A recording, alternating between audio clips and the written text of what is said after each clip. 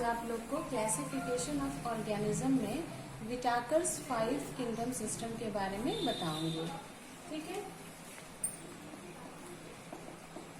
विटाकर्स 5 kingdom system. Whittaker ने जो है जीवों के क्लासिफिकेशन यानी कि वर्गीकरण के संबंध में जो है 5 किंगडम सिस्टम दिया था। उन्होंने 5 किंगडम्स को इस तरह से, सबसे पहले मोनेरा, फिर प्रोटिस्टा, फिर प्लांटी, फिर फंजाई, फिर प्लांटी एंड एनिमेलिया में बांट दिया था। ठीक है, तो मोनेरा जो उनका किंगडम था उसमें मेनली जो है बैक्टीरिया जो है उन लोगों का उन्होंने क्लासिफिकेशन किया। फिर प्रोटिस्टा जो था उनमें भी उन्होंने जो है कुछ एडवांस बैक्टीरिया जो होते हैं उनके बारे में क्लासिफाई किया। फंजाई, जैसा कि हम सभी जानते हैं, जो यूकैरियोटिक होते हैं बट हेट्रोजीनियस होते हैं, मतलब अपना भोजन खुद नहीं बना सकते हैं, उसका क्लासिफिकेशन किया। फिर प्लांटी में उन्होंने प्लांट, जितने भी प्लांट्स होते हैं उससे रिलेटेड जो भी चीजें हैं उनका क्लासिफिकेशन किया, जो भी ऑर्गेनिज्म प्लांट होते हैं। और लास्ट में एनिमेलिया है। एनिमेलिया में उन्होंने एनिमल ऑर्गेनाइजेशन के बारे में, जितने भी एनिमल किंगडम से रिलेटेड है उनके बारे में क्लासिफिकेशन किया। तो ये विटाकर का जो 5 किंगडम सिस्टम था वो बहुत ही फेमस हुआ और इसको सभी वैज्ञानिकों ने जो है बहुत ज्यादा इससे एग्री हुए। तो आज विटाकर के 5 किंगडम सिस्टम में हम लोग सबसे पहले मोनेरा के बारे में पढ़ेंगे। मैंने पहले भी बताया था कि मोनेरा में जो है मेनली जो है बैक्टीरिया जो है उसको हम क्लासिफाई करते हैं, बैक्टीरिया को। ठीक है, तो बैक्टीरिया को क्लासिफाई करने से पहले हम बैक्टीरिया के कुछ जनरल कैरेक्टरिस्टिक के बारे में पढ़ लेते हैं।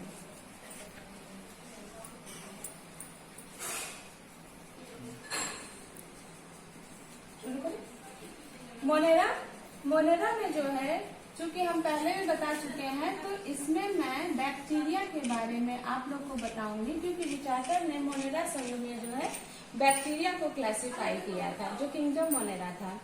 तो बैक्टीरिया में सबसे पहले जो है हम बैक्टीरिया को on the basis of size कुछ डिफरेंशिएशन, कुछ क्लासिफिकेशन करते हैं।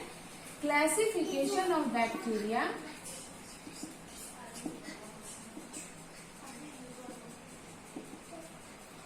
on the basis of their size, their shape and size हम कह सकते हैं, या केवल on the basis of their shape। तो सबसे पहला है कोकस। कोकस जो होते हैं, अगर कोई बैक्टीरिया राउंड शेप है तो उसको हम कोकस कहते हैं। ठीक है, अगर कोई बैक्टीरिया जो है रॉड शेप्ड है तो उसको हम बैसिलस बोलते हैं। अगर बैसिलस बैक्टीरिया है तो यानी कि उसका मतलब है कि वो रॉड शेप्ड होगा। अगर कोई बैक्टीरिया हम कोकस बोलते हैं तो इसका मतलब है कि वो राउंड शेप होगा। उसके अलावा जो होता है, अगर कोई बैक्टीरिया क्वामा शेप्ड होता है तो उसको हम बोलते हैं विब्रियो। विब्रियो अगर होता है तो उसको क्वामा शेप्ड होता है तो उसको विब्रियो बोलते हैं। और लास्ट में अगर वो सर्पिलाकार या स्पाइरल होता है तो ऐसे बैक्टीरिया को जो है हम स्पाइरल या स्पाइरलम बैक्टीरिया बोलते हैं। उसका शेप कुछ इस तरह से होता है, सर्पिलाकार या सांप के आकार का अगर कोई बैक्टीरिया है तो उसको जो है हम इस तरह से करते हैं। ये तो केवल on the basis of their shape जो है हम बैक्टीरिया को 4 भागों में क्लासिफाई कर देते हैं। वैसे जो मोनेरा संघ के बैक्टीरिया हैं उनमें 2 बैक्टीरिया होते हैं, एक होता है प्रिमिटिव बैक्टीरिया और एक होता है यू बैक्टीरिया। प्रिमिटिव बैक्टीरिया को आद्य बैक्टीरिया भी कहते हैं, या प्रिमिटिव बैक्टीरिया जो होता है वो क्या होता है, ये बहुत ही ज्यादा स्ट्रेसफुल एनवायरनमेंट में पाए जाते हैं, जैसे कि बहुत ज्यादा हॉट वाटर है, बहुत ज्यादा सलाइन वाटर है, या ऐसे कंडीशन होती है वहां पर जो है ये बैक्टीरिया पाए जाते हैं। और दूसरा होता है हमारा यू बैक्टीरिया। जो यू बैक्टीरिया होता है इसको हम ट्रू बैक्टीरिया भी बोलते हैं। यू बैक्टीरिया यानी कि ट्रू बैक्टीरिया। और ट्रू बैक्टीरिया जो होता है उसकी पहचान क्या होती है? ट्रू बैक्टीरिया की सबसे बड़ी पहचान होती है कि इसके चारों ओर एक कैप्सूल या एक कवर पाया जाएगा। इसके चारों ओर एक कवर पाया जाएगा, ठीक है। The true bacteria contain a permanent covering around itself and second of all the bacteria itself possesses flagella. मतलब कि अगर उसके आगे जो होता है फ्लैजिला होता है तो एक ये ट्रू बैक्टीरिया की निशानी होती है, ठीक। जो फ्लैजिला होता है उसकी वजह से जो बैक्टीरिया होता है वो मोटाइल होता है। जो बैक्टीरिया होते हैं वो मेनली जो होते हैं दो भागों में होते हैं। एक होता है मोटाइल बैक्टीरिया, एक होता है नॉन मोटाइल। जो मोटाइल बैक्टीरिया होता है यानी कि उनके अंदर चलने की क्षमता होती है, उनके अंदर फ्लैजिला होता है, कशाब होता है, जिसके नाते ये बैक्टीरिया जो है एक जगह से दूसरे जगह चलने में सक्षम होते हैं, कैपेबिलिटी ऑफ मोटिलिटी।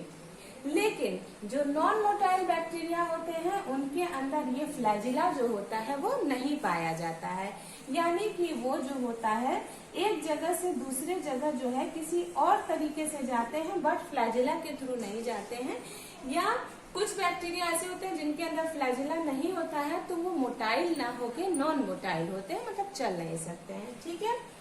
तो यू बैक्टीरिया में जो होता है सबसे पहला एग्जाम्पल हम जो देंगे वो साइनोबैक्टीरिया का देंगे। Cyanobacteria are those bacteria which can produce their own food by the process of photosynthesis, ठीक है।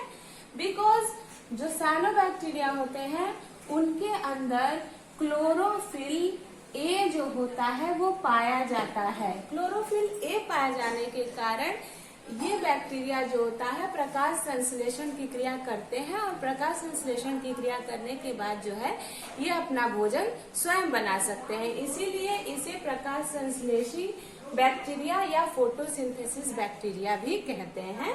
और इसका एग्जाम्पल जो है वो है ब्लू ग्रीन एल्गी। तो साइनोबैक्टीरिया का एग्जाम्पल जो है, साइनोबैक्टीरिया को ही मेनली ब्लू ग्रीन एल्गी भी बोलते हैं। और इस ब्लू ग्रीन एल्गी का एग्जाम्पल है नॉनस्टॉप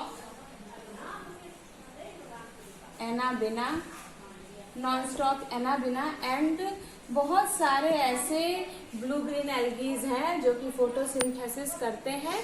और इनके अंदर एक बहुत इम्पोर्टेंट चीज होती है, ये जो ब्लू ग्रीन एल्गी होते हैं इनके अंदर नाइट्रोजन के फिक्सेशन की भी बहुत ज्यादा क्षमता होती है, क्योंकि इनके अंदर एक बहुत इम्पोर्टेंट वो बनावट पाई जाती है, उसको कहते हैं हेटेरोसिस्ट। ये कॉम्पिटिटिव एग्जाम्स में बहुत ज्यादा पूछता है कि नाइट्रोजन का फिक्सेशन जो साइनोबैक्टीरिया करते हैं वो जो होता है किसके थ्रू करते हैं, तो उसका आंसर होता है हेटेरोसिस्ट।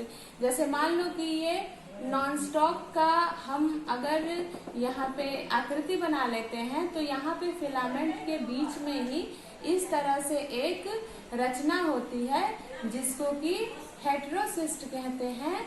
और ये हेटेरोसिस्ट ही वो जगह होती है जहाँ पे नाइट्रोजन का फिक्सेशन होता है।